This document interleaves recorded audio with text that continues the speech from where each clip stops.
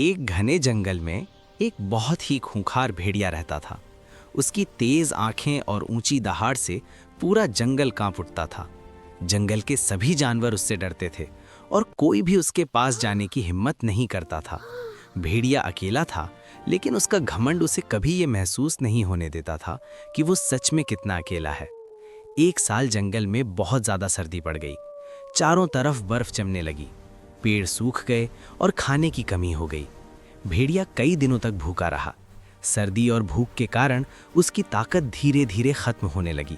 जिस भेड़िए से कभी सब डरते थे, वही अब कमजोर और लाचार हो चुका था। एक दिन वो खाना ढूंढते ढूंढते जंगल में बहुत दूर निकल गया। ठंड के कारण उसकी चाल लड़खड़ा रही थी। अचानक उसका पैर फिसला और वो एक गहरे गड्ढे में जा गिरा।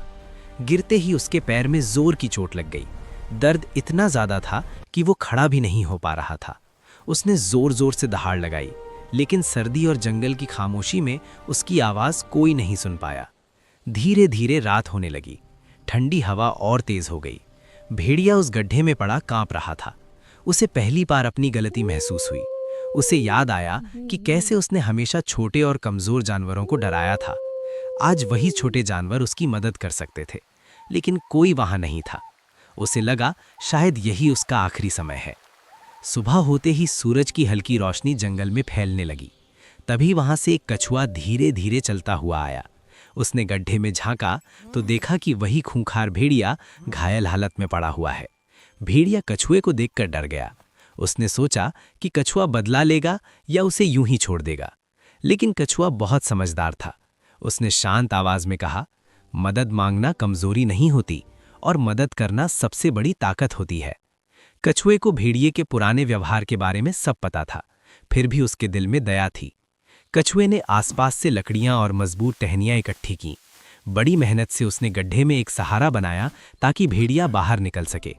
काफी कोशिश के बाद भेड़िया धीरे धीरे गड्ढे से बाहर आ गया। उसके चेहरे पर राहत थी और आंखों में पछतावे के आंसू।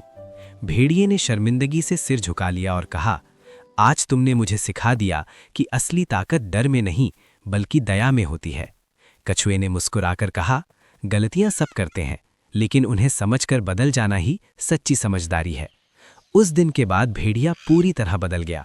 वो अब किसी को डराता नहीं था, बल्कि जरूरत पड़ने पर सबकी मदद करता